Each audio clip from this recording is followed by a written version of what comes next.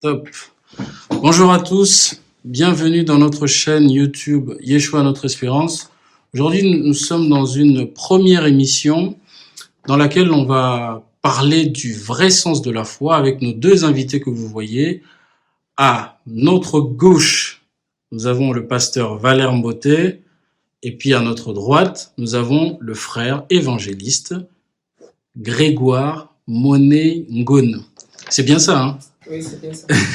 Donc avec eux, nous allons nous entretenir sur le vrai sens de la foi. Ils vont nous expliquer, nous définir la foi, expliquer un peu toutes les tournures qu'il y a tout autour de la foi et nous aider aussi à comprendre comment, dans quelle mesure on peut entretenir notre foi. Donc sans plus tarder, je vais commencer par la première question que je poserai au pasteur Valère Mboté.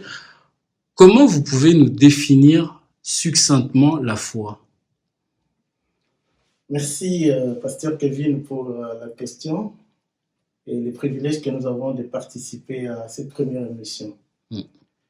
Je ne préfère pas parler plutôt de définition, parce que là, ça va me renvoyer dans la sémantique lexicale. Je préfère donner la compréhension selon les écritures bibliques, selon les témoignages de ceux qui nous ont précédés, de ceux qui ont écouté la voix du Seigneur, les parler au sujet de cette foi, de cette notion de la foi.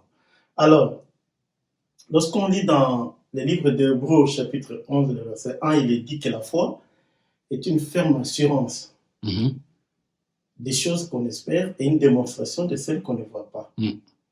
Dit de cette façon-là, on peut ne pas bien saisir la portée de la chose.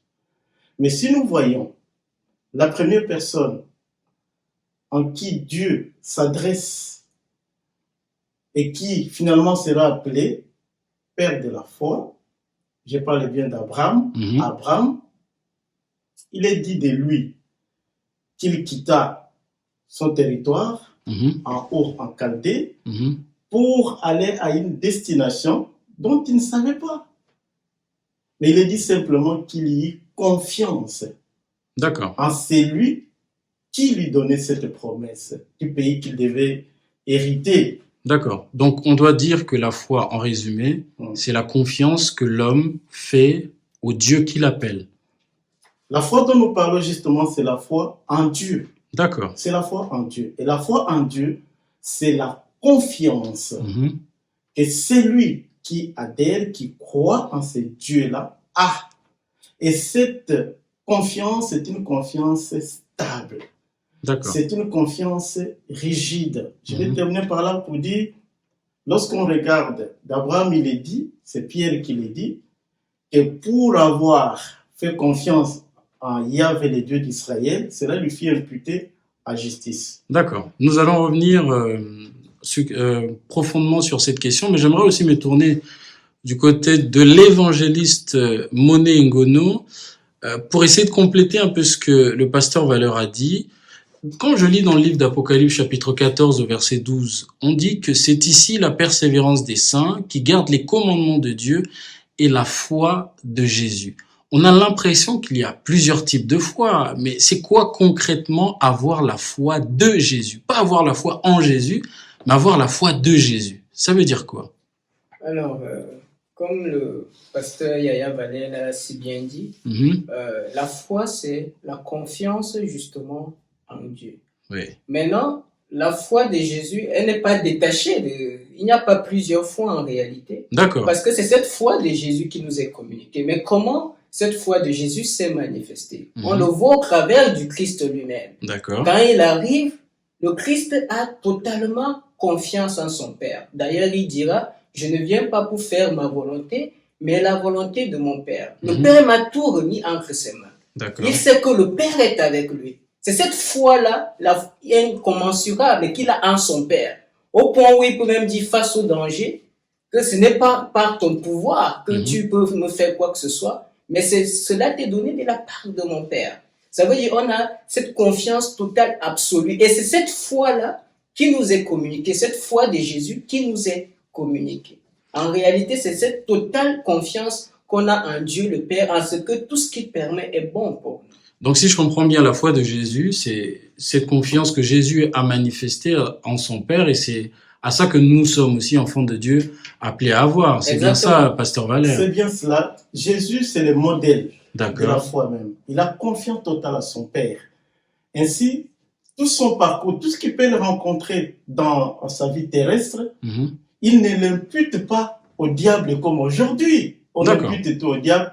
Lui, il voit que c'est son Père qui permet ces choses-là. Donc, même quand il est fouetté à la croix, ce n'est pas le diable. Pour lui, c'est le Père qui permet tout cela parce que le Père, étant au contrôle de toutes choses, rien ne lui échappe. Donc, même quand il est fouetté, même quand on crache dessus, pour lui, il est heureux parce que c'est son Père qui autorise cela, c'est la volonté de son Père qui agit. D'accord. Donc, et il a confiance.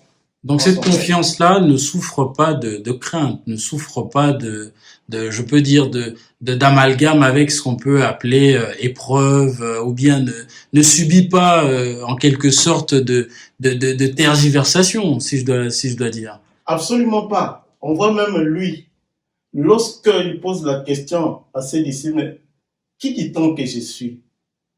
Et que Pierre finit par révéler par le Père, il finit par dire, tu es le Christ, le Fils du Dieu vivant. Eh bien, cet homme s'appelait avant Simon, fils de Jonas. Mais pour avoir montré à tout le monde que vous devez suivre cet homme parce qu'il vient d'en haut, c'est le Christ, le Seigneur va lui donner un surnom, il va l'appeler Pierre. Ainsi, Pierre, qui signifie roc, c'est pour exprimer la rigidité, la solidité, l'invincibilité de la foi. C'est lui qui a la foi en Christ, qui a la foi de Jésus-Christ. Il ne va pas aller à tout vent de doctrine. Il restera stable, quels que soient les événements. Il restera stable. Il ne va pas flanquer de gauche à droite. Il va rester dans la ligne droite parce qu'il regarde le Tout-Puissant qui est, comme on dit, le Christ lui-même est l'auteur et le consommateur de notre foi. D'accord. Je reviens vers vous, évangéliste Moné Ngono.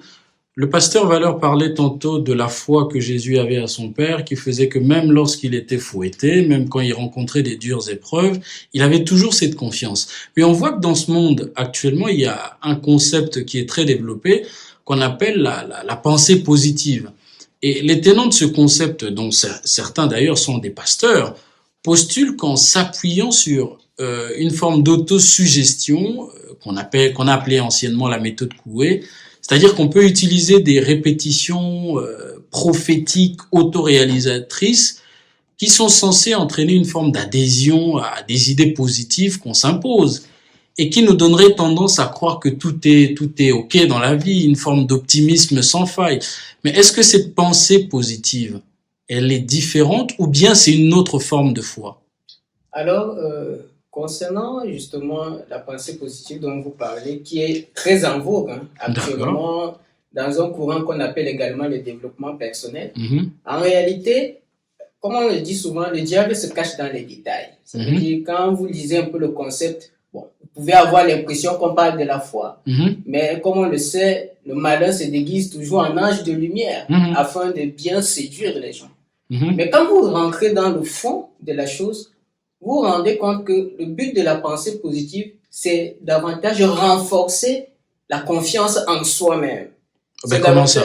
Ça veut dire amener l'individu à s'auto-affirmer. Ça veut dire tourne autour du jeu. Par exemple, on va vous dire que faut te convaincre mentalement que tu es ceci, je suis capable de faire ça. En fait, c'est davantage pour renforcer votre ego en réalité. D'accord. Alors que, ce qui est complètement contraire à la foi. Parce que la foi, justement, demande à ce qu'on place plutôt notre confiance, non pas en nous-mêmes, non pas le je doit disparaître pour laisser place au Seigneur. C'est pour cela d'ailleurs que le Messie pouvait dire, si quelqu'un veut me suivre, qu'il renonce à lui-même. Alors que la pensée positive, c'est je me renforce, je renforce le moi. D'accord. Et en plus, quand vous entrez dans le concept, vous allez voir, on va vous dire, donc pour moi, pour davantage vous renforcer, vous avez besoin de vous détacher des personnes toxiques. Maintenant, qu'est-ce qu'ils appellent personnes toxiques? Ce sont généralement des personnes qui ne sont pas du même avis que vous, qui vont peut-être vous parler des choses négatives ou bien peut-être des personnes qui vont vous dire que le monde va mal. Ça veut dire, parce que quand on va vraiment dans ce concept, ce qu'on comprend, c'est que si Christ lui-même venait aujourd'hui et qu'il nous annonçait les mêmes événements qu'il a annoncés en disant que dans les derniers temps, il y aura des catastrophes et que rien ne va justement s'arranger. Pour quelqu'un qui est dans la pensée positive, ça c'est une personne toxique. Ça veut dire, vous comprenez un peu ce que je veux effectivement. dire. Ce qui est intéressant dans ce que vous dites, c'est que dans la pensée positive, on a le développement du jeu, du moi. La personne ne fait pas confiance en Dieu, mais en soi-même, en ses capacités. Mais dans la foi, l'individu fait confiance en Dieu, comme le disait le pasteur Valeur, que Abraham eut confiance en Dieu et a quitté sa terre natale. Et si vous me le permettez, j'aimerais ajouter un dernier élément. C'est que dans la pensée positive, on n'admet pas le reproche. Ça veut dire on n'admet pas le fait qu'on est incapable de faire quelque chose. Alors que nous savons, la parole, la première chose que la parole vient nous révéler, c'est notre incapacité à faire quoi que ce soit. D'ailleurs, c'est pour cela que le Christ est le Messie. Parce que désormais, c'est lui qui devient notre capacité. Comme pouvait le dire l'apôtre Paul, nous ne faisons rien comme si nous pouvons concevoir quelque chose de nous-mêmes. Parce que nous sommes incapables. Mais notre capacité, c'est Dieu. Mais justement, c'est vraiment intéressant ce que vous dites, mais ce qui m'étonne, c'est que ce concept-là, aujourd'hui, on le voit se développer quand même dans l'Église. Et quand j'observe le monde dans lequel on vit, d'ailleurs, ça me pousse à poser une autre question, à laquelle vous allez répondre tous les deux d'ailleurs, c'est que on voit qu'il y a plusieurs mouvements religieux aujourd'hui, et chacun se dit avoir la foi et traite les autres de mécréants, d'incrédules. Mais maintenant, comment différencier un croyant ou un individu qui a la foi, effectivement? Comment différencier les deux au milieu de toutes les sectes et les religions? Très bien. Je voulais répondre un tout petit peu sur le développement personnel. Comme le frère l'a dit, les titres même personnels.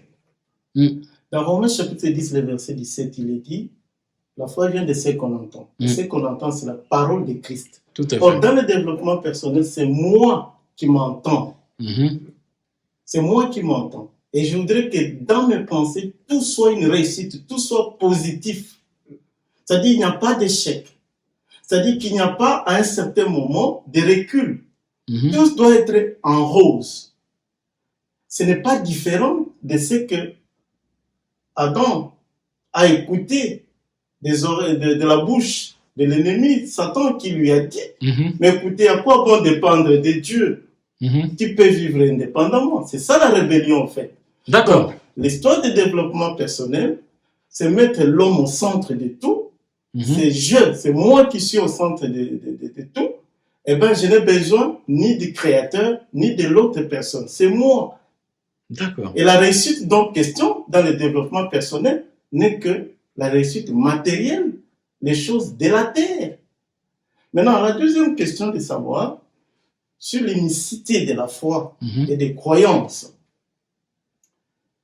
Cela n'est pas nouveau parce que cela avait été annoncé. Paul dit à Timothée, dans les derniers temps, eh bien, les gens vont abandonner la saine doctrine. Tout le monde veut croire que la vérité est dans son camp. Il y en a même qui s'appellent la vérité, qui disent quand la vérité. Tout à fait. Or, les Écritures disent que Christ seul, Jean 14, verset 6, dit Jésus-Christ est le chemin, la vérité et la vie.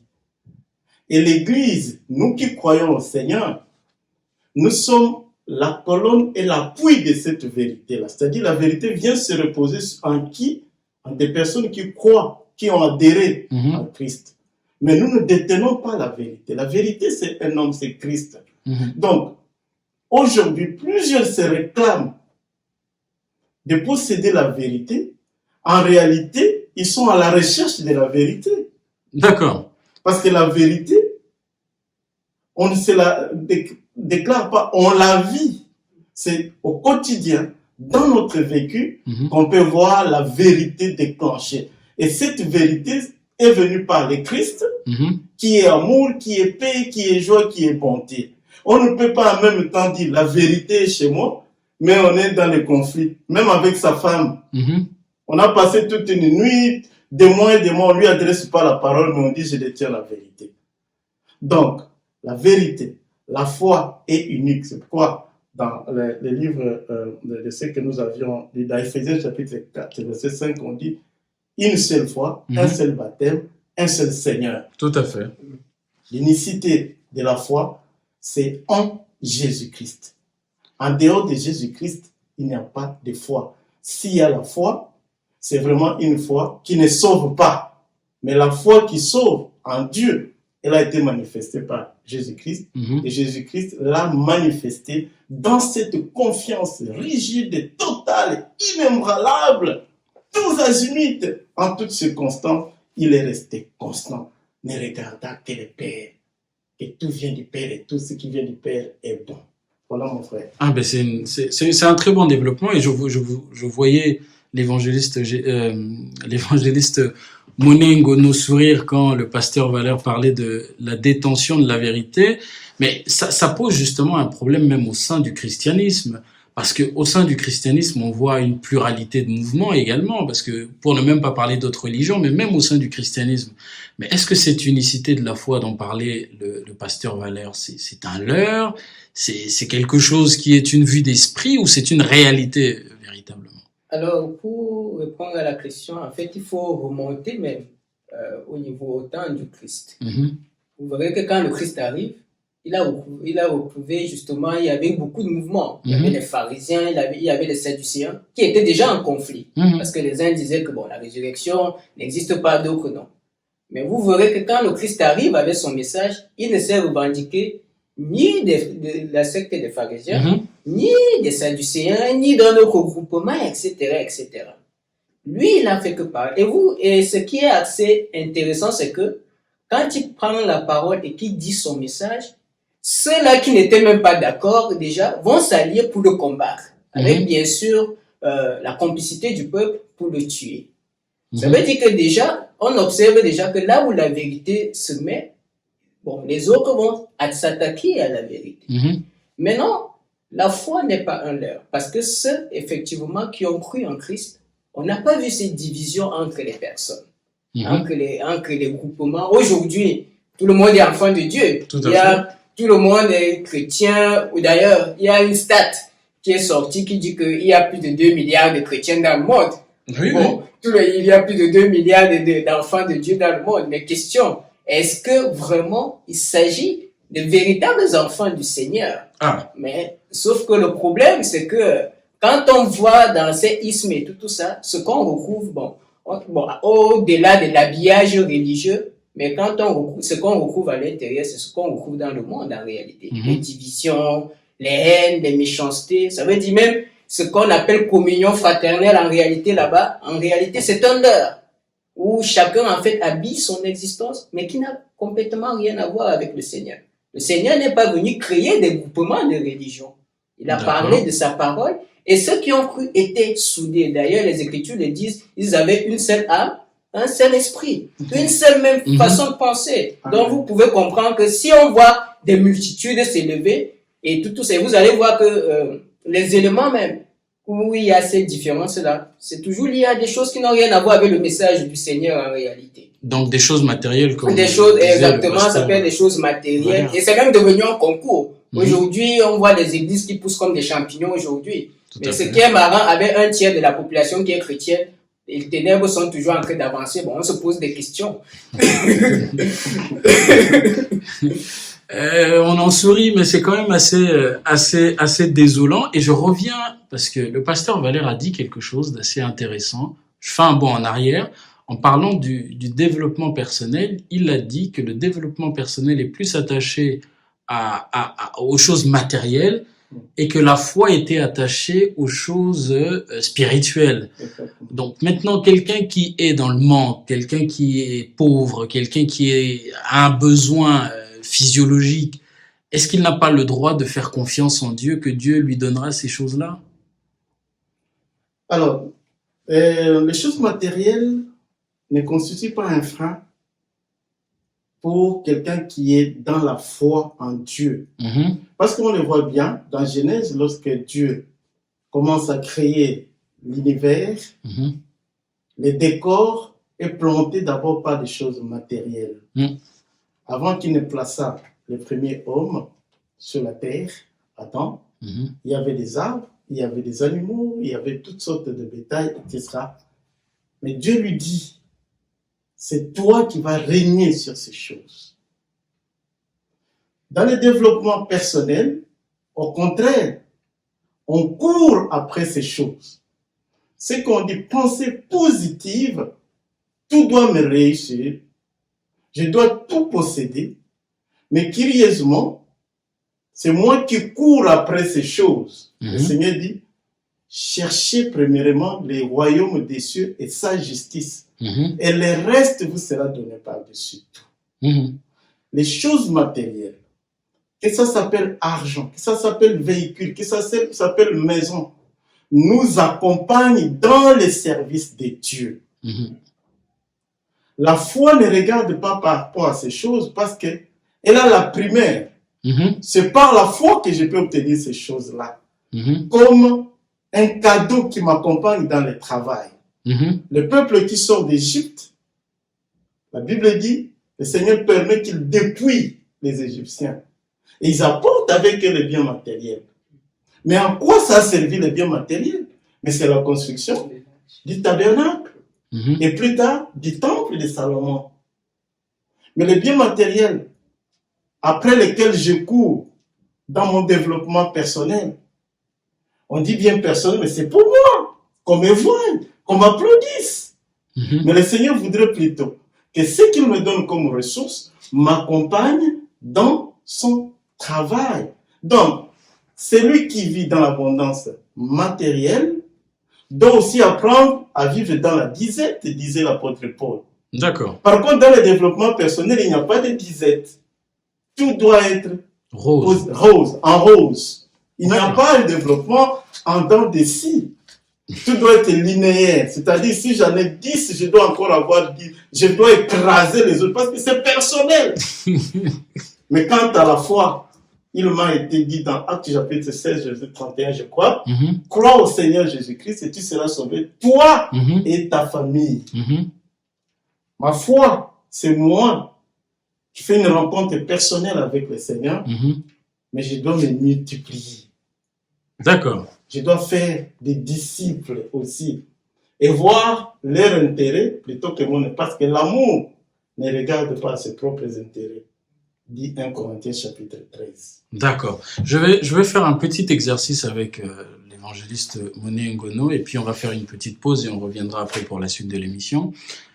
J'ai suivi un jour un prédicateur qui disait à ses fidèles que si tu as un problème et que tu veux acheter une voiture et que tu n'en as pas, pour manifester ta foi, prends une clé de contact et puis balade-toi avec dans ton salon, dans ta maison et vis dans ta tête comme si tu possédais déjà la voiture et tu verras que tu feras appel à cette voiture de manière spirituelle. Est-ce que c'est la foi ou bien c'est de la pensée positive? Bon, là, on est vraiment dans un cas typique de pensée positive. Parce que quand vous allez dans ceux qui nous ont précédés, ceux qui sont nos modèles, bon, vous ne verrez pas ce genre de choses. Le problème, c'est que comme c'est un courant qui est en vogue et chacun le prend à sa sauce. En réalité, ça, effectivement, c'est un cas de pensée positive. D'accord. Parce que la foi, ce n'est pas pour, bon, je me balade, j'aurai ceci, j'aurai cela, et puis pouf, comme un magicien, comme un génie dans une langue, Dieu va m'exaucer. Ça n'a absolument rien à voir. Parce que comme l'a précisé le pasteur Yaya Valère, la foi est d'abord la recherche, et surtout la recherche des choses d'en haut. C'est d'ailleurs pourquoi l'apôtre Pierre dira que le Seigneur, s'il nous a ressuscités, c'est pour une espérance vivante, pour un héritage qui ne peut ni se souiller, ni se flétrir et qu'aucun voleur ne peut dérober, mais qui est gardé par la puissance de Dieu ou dans les cieux. Et quelque part, l'apôtre Paul dira que recherchez premièrement les choses d'en haut et non de celles qui sont sur la terre. Ça veut dire que la foi a une espérance aux choses d'en haut. D'accord, très bien. En tout cas, merci beaucoup pour votre intervention. Ça, c'est la première partie. Et on va revenir après une courte pause à la deuxième partie. Je demande à chacun de vous abonner sur notre chaîne YouTube Yeshua, notre espérance officielle. Donc la suite dans la deuxième partie.